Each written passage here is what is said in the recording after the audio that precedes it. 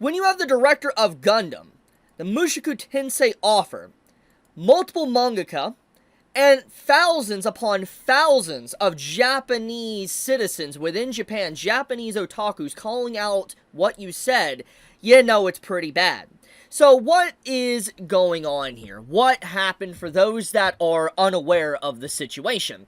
So basically, it all begins with this post from Kaiyo, which is an interview with the screenwriter of the anime Bocchi the Rock. It is a series that I have actually talked about a few years ago. I even made a special video of me sitting inside of a box to, just review an episode of Bocchi the Rock. Call me cringe, whatever. But the point of the matter is that it was a very well-beloved show. A lot of people enjoyed the series, and it became very popular. You might recall, around the time of when, like, Bocchi the Rock came out, there was, for instance, Chainsaw Man Season 1 that was airing around the exact same time, and then there was a lot of, like, drama around, like, BD sales, DVD sales, and how Bocchi kind of came out of nowhere and really, like, outsold Chainsaw Man. Well, you might remember that drama. But the point of the matter is that Bocchi is a pretty popular series. It became extremely popular. However, when it was coming out, there was a lot of people that noticed instantly that there was some censorship. There was some changes from the manga, you know, into the anime. For instance, as you can see here, Bocchis were completely removed. Now, obviously, when this came out a few years back, there was people actually upset about this. I wasn't really fully aware of it at the time because I was an anime only. But the point is that there was complaints about this, but there was not really any explanation for it. It just, people were like, why? They just felt like maybe it was a design decision or something like that, but it was left at that. However, that's where we get into the topic of the drama. So, we fast forward basically to 2025, literally on September 14th, just 2 days ago, this article or interview comes out from the anime screenwriter from Bocchi the Rock, and makes a statement that is so damning that it has the collective Japanese otaku enraged. They are super angry, and I mean, just take a look at the views of this article, okay? Before, like, Western, like, social media discovered this article had 35 million views already, okay? So that puts in perspective that this is not like people in the West or in Europe or in America or wherever complaining about the situation. This is strictly Japanese citizens extremely upset about it. Now, obviously, I haven't explained what the screenwriter said, so let's get into that one right now.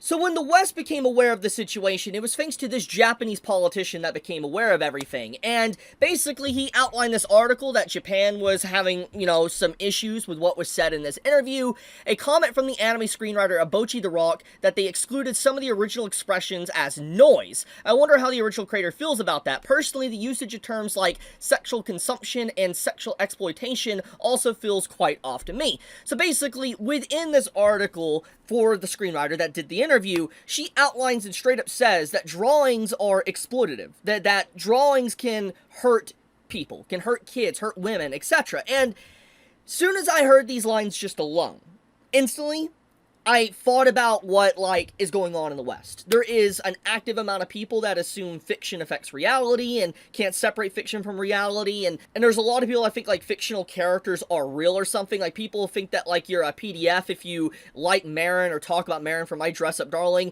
There's a lot of people like this within the West, and I think we have all seen it. You know, it's an anime tourist problem. But the point is, it seems like Japan has the exact same issue. There is activists in the actual industry that is trying to get things changing, to change things permanently, and has relatively gone unnoticed for a very long time until now, which is why there's such a massive backlash from the Japanese otaku and Japanese citizens, for instance, like the Director of Gundam SEED and Cross Angie, to Mushoku Tensei offer, and a bunch of other offers. The reason why is because the wording that is used within the very interview, which let's get right into that. So this screenwriter in particular, she goes on record in this interview not just to say drawings are exploitative to, let's say, kids and women, etc., and that pretty much treating like drawings is real and all that, can't separate fiction from reality, but she also says that Bocchi's, for instance, this is unrealistic and was a distraction, or noise in this case, which is why you can see a lot of Japanese otaku extremely upset. You can see them constantly mentioning noise and all that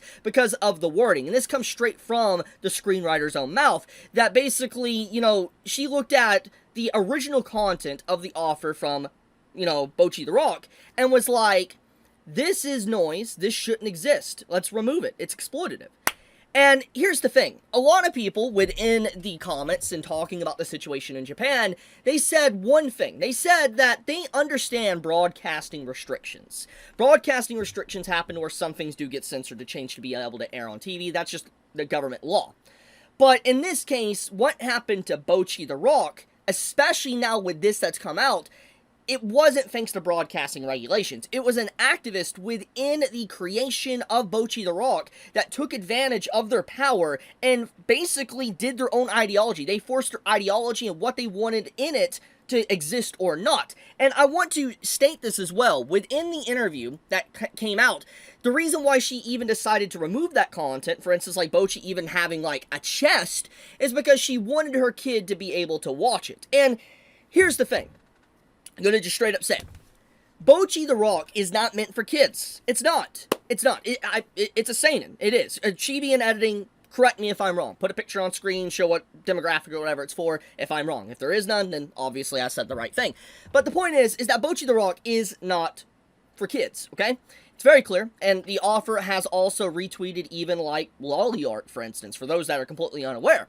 And so it's very fascinating just seeing someone come in and like, oh, your content shouldn't exist because it's exploitative. And that is why everybody is super, super upset. This is also what the screenwriter for Bocchi the Rock had to say about romance. She legitimately thinks that romance is violence. This is the original Japanese in the interview, and then this is the actual translation, as you can see here. And literally, in conclusion, she actually thinks romance is violent. So I think this says a lot about her and her perspective on things, and kind of, it really starts to add up why, like, Bocchi was censored, and why she labeled things noise. It's just, a lot of things start to add up when you see stuff like this. It's just, yeah. So first off, I want to mention this, because there is a psyop right now, especially on social media, and I've seen it on Reddit as well, where people are blaming me for the Bocchi the Rock drama. Like, what's going on with Bocchi the Rock and stuff, and why things are happening, why people are complaining about the screenwriter. There is people actively saying I started it, when even the Japanese politician that mentioned this first, and broke it to the West and all that, and we all discovered it, literally says this is a complete lie. The issues have been a huge controversy in the Japanese anime and manga community as of yesterday. It's a stretch to blame it on Chibi. So, you hear it from the words from the Japanese politician himself. I am not involved for this. I am just covering what happened. So, with that being said, we can actually get into what was said by the CEO of the actual interview. The company that did the interview. This post right here, as you can see, Kaiyo, you can see this is the CEO of that same exact corporation.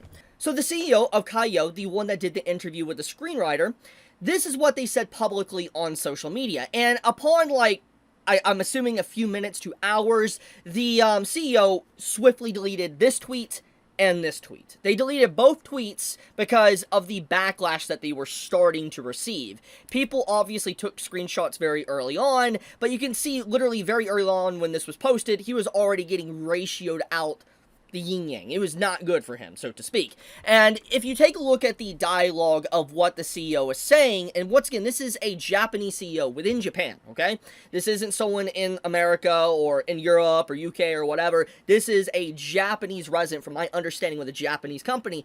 They literally say that basically characters are, you know, exploitative. They straight up say it. They say fictional characters are real, and they pretty much also outline that most male otaku are anti-political correctness, which just showcases a lot more about how the article is presented. It's presented in a way that is very activist-oriented, basically trying to have this, like, progressive feminist activist stuff. It's very obvious. I think anyone could see that, and especially when you have the CEO doubling down and saying something like this, and obviously deleting these tweets makes it even look even more damning from what they said. But the point of the matter is that this threw, you know, gasoline on the fire, so to speak, which is why you started seeing a lot more offers talking about the situation, because first off, they call drawings basically exploitative. They censor an offer's work and call it noise.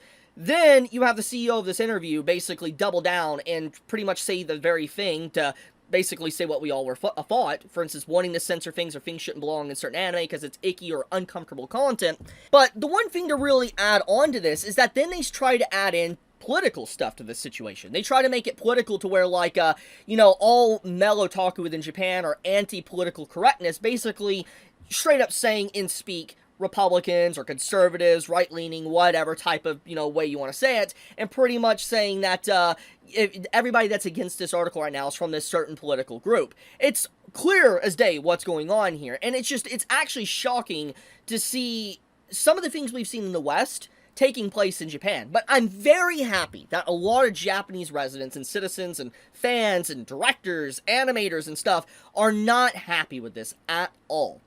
I do think that in general, what is probably going to happen here is that this guy, 100% not a good look, might even get replaced as CEO, I don't know. But if there is one thing I am definitely 100% certain on, is that the screenwriter that censored Bocchi because they didn't want Bocchi to have Bocchis, for instance, and she wanted to make it for her kid to watch it, but it was her own ideology being forced into the actual series, kind of disregarding the original wish of the author, which I'll get into that in a second. I'll talk about the author because that's actually very important. But I don't think the screenwriter's ever going to get another job again, or not going to get many good ones, because it's too public. It's become way too public. Too many people, big names, have already commented on this, and when you have big names like that doing that, that's just, it's career suicide. It's over. It's GG. It's over. It's done. So I think that, in general, this was the biggest damage that this individual could do. They went mask off, and they thought that they could get away with it, and clearly that is not the case. Now, we need to talk about the author for a second, because I think this is very important to actually discuss, because there is post from the Bocchi the Rock author commenting years ago that she was happy with the anime. Now, I want to make sure this is fundamentally clear. Up to this point, from my knowledge, to what has happened these last few days, the author of Bocchi the Rock has not made an official statement about what's going on. However, I do want to point out that there is a thing, especially, I believe, with anime creation and, you know, manga getting turned into anime or light novels getting turned into anime, a lot of these authors and creators, they typically are very polite. They're not rude. They will accept what's coming to them, like, for instance, if something changed, because they legitimately, they're just happy to see it animated. But deep down, there might be some things they're upset with, because maybe their original work isn't entirely what they wanted to be animated. In this case, all the statements that the Bocchi the Rock author said was that she was happy about the anime production. I don't want to disregard what the author said years ago. However, that could just be the publicity. It could be the public statement. Because obviously being outright against something could be, as I already said a few moments ago, career suicide. It could cause the author never to be able to work in the industry again, could shun the author from being able to ever make more manga or something. She could be blacklisted, so to speak. Which, that's another thing. The author as well is female. I don't know how many people actually are aware of that, but Bocchi the Rock's author is a female author. And, the fact that her content got censored because it's exploited women is pretty freaking rude. I'm just gonna say it. So this right here, as you can see on screen, this is also a part of an interview with the screenwriter for Bocchi the Rock, the anime screenwriter. And this is some content that's probably gonna get me a little bit in trouble, because people are not gonna like what I have to say, but it's my personal opinion. Feel free to disagree with me. But basically, as I've already outlined, the screenwriter of Bocchi the Rock went out of their way to censor the content, call everything noise, exploited, and all that, just for her son could be able to watch the show. She censored all this, taking advantage and putting her ideology into the work. And this is an interview with that same screenwriter and talking about their son. My son is 4 years old, and although I have raised him in a rather genderless way from the age of 2, he began to be interested in Ultraman and the monsters. He even says things like, men must keep their promises. I answer him, that has nothing to do with being a man, but I feel that there are many things that I must teach him. Now, a lot of people are trying to downplay this, act like what it isn't, but I'm going to do a hot take here. And like I said, this is going to cause probably a lot of people to be upset. I don't think it's okay to teach your 2-year-old, because once again, age of 2, it says right there, your 2-year-old that can barely form sentences, can barely speak, okay? Just really getting to have, you know, function and understand that they're alive. Because it's like, at that age, you're becoming aware that you're actually alive and, like, you're adapting to your world, so to speak. And the first thing you teach your son that's 2, being genderless? I think that's weird. I think that's very weird. I'm gonna say it. I think that's very weird. And what's even weirder is that she rebuttals him when he says men keep their promises. And a lot of people are trying to spin this that she doesn't want him to be toxic or have toxic masculinity. And I'm thinking to myself, like, how is learning a lesson of him just wanting to keep promises, men keep promises, a bad thing? And there's actually examples within localization of localizers censoring this very thing. Let me show you. So this is a post right here of localization of certain games and stuff. And you could see when in the Japanese where it says it's a man's promise, it's changed to be I promise I'll come home alive. And you can see it happens multiple times in many different games. Even Dragon Ball, for instance, this happens too. You have it happen into more games here, and then you have it happen into this game. It's very obvious that for a very long time now, a lot of localizers have translated Japanese to remove the statement of a man keeps their promise or something like that. And it's, when you tie all these things together with what's within the interview with a clear activism, like a feminist activist, it starts to look very sus. Which gets into why I talked about her teaching her son at 2 genderless stuff is... It's kind of weird. It's weird, okay? Full stop, okay? The kid can barely speak. He's just learning and all that. That's just, rebuttaling him for wanting to keep promises and all that is just weird. Because the kid doesn't, like, fully even understand, like, life or death or anything like that. Or anything at all, really. So it's weird. I'll leave it at that, though. Obviously, feel free to disagree on some points, but, yeah, that's what's going on. Japan is not happy. I think that the screenwriter is probably not going to get a job. There's too many Japanese directors and stuff upset. Yeah, it's over. Which, honestly, if you want to hear my opinion, my personal opinion, good. Good. I'm glad to see Japan calling this out. Like, I don't want to see Japan becoming like the next Disney, for instance, or the next gaming community. We don't need that. Anyways, be safe, stay healthy. I love you guys. Leave a comment to help with the algorithm. Chibi out.